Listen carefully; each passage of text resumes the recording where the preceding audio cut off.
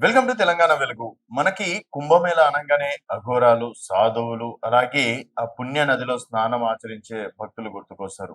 అయితే నిన్న మొన్నటి నుంచి మోనాలిసా, ఎక్కడ చూసినా మోనాలిసా. కుంభమేళ అనంగానే ఇప్పుడు ప్రధానంగా గుర్తుకొచ్చే పేరు మోనాలిసా.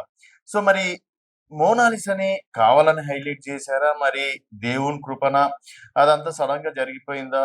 లేకపోతే కావాలని కుంభమేళ సంబంధించి టాపిక్ డైవర్ట్ చేయడానికి మోనాలిసాని తెరపైకి తీసుకొచ్చారా అనేది కొద్దిసేపు ఆ సబ్జెక్ట్ అనేది పక్కన పెడితే, ప్రస్తుతం మోనాలిసా ఎంత హైలైట్ అయిందో అందరికీ తెలిసిన విషయమే. అలాగే బాలీవుడ్ డైరెక్టర్ ఏకంగా మోలా మోనాలిసాని త్వరలో కలుస్తాను. తనతో ఒక సినిమా ప్లాన్ కూడా చేశాను అనంగానే ఒక్కసారిగా మోనాలిసా సెలబ్రిటీ అయిపోవడం అనేది జరిగింది.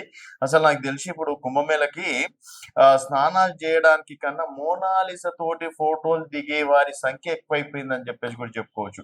పాపం మొన్నటి వరకి రూ. 10 వస్తే ఆ రూ. 10లో ఖర్చు చేసుకొని సంతోషంగా జీవిస్తున్నటువంటి మోనాలిసాని ఇప్పుడు సెలబ్రిటీ అనే ఒక హోదా ఇచ్చి పాపం తనిక్కడ ప్రశాంతంగా తిరగలేకపోతుంది.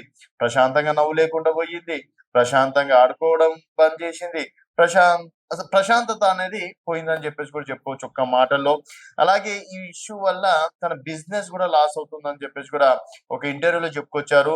సో ప్రతి ఒక్కరు నాతోటి ఫోటోలు దిగడానికి మాత్రమే వస్తున్నారు తప్పించి అక్కడ బిజినెస్ చేయడానికి మాత్రం ఎవ్వరు రావట్లేదని చెప్పేసి కూడా ఒక ఇంటర్వ్యూలో చెప్పింది. తర్వాత ఎక్కడ చూసినా ఈ ఫోన్‌లు, సెల్ఫీలతోటి కోపంతో ఒక ఫోన్ కూడా పలగొట్టిన సంఘటన కూడా మనం చూసినాం. అయితే దీనివల్ల పాపం ఆమె ఎంత అంటే తన అందం వల్ల ఇంత ఫేమస్ అయ్యిందో, అదే అందం వల్ల తన బిజినెస్ పరంగా మనశ్శాంతి కోల్పోవడం.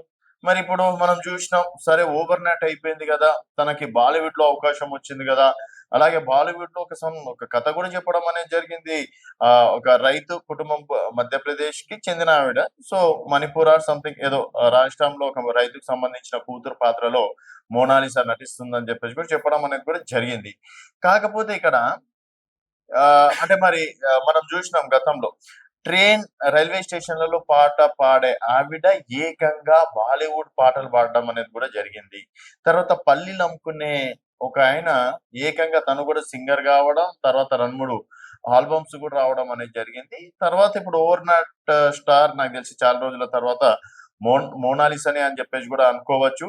మరి మోనాలిసా అయిన జీవితంలో అంటే అక్కడి వరకు రానిస్తారా? లేకపోతే ఏదో తను సెలబ్రేట్ అయ్యింది. ఏదో మనం మార్కులు కొట్టేసాం అది ఇది అని చెప్పేసి కొంతవరకి తనని పెడతారా అనేది చూడాల్సిన విషయం. అలాగే రాజమౌళి డైరెక్షన్‌లో గూడా మోనాలిసాకి ఒక క్యారెక్టర్ సృష్టిస్తున్నట్టు గూడా తెలుస్తుంది. ఆ వార్తల్లో ఎంత నిజం, ఎంత అబద్ధం అనేది పక్కన పెడితే అదొక టాక్ గూడా వినిపిస్తుంది.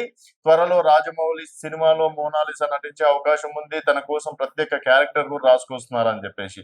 కాకపోతే ఓకే. మోనాలిసా చూడ్డానికి బావుంది.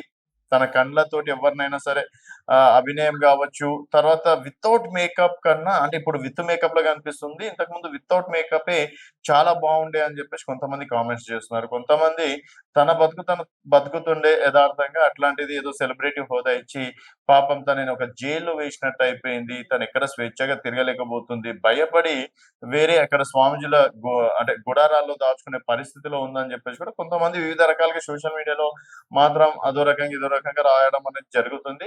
సో, మొత్తానికి ఇది మరి మోనాలిసా సక్సెస్ అయిందని చెప్పేసి అనుకోవచ్చా? తన అందం తనకి ఎంతవరకు ప్లస్ పాయింట్ అయింది? ఎంతవరకి మైనస్ పాయింట్ అయిందనేది మీ అభిప్రాయాలు కింద కామెంట్ రూపంలో తెలియజేయండి. చూస్తూనే ఉండండి తెలంగాణ వెలుగు.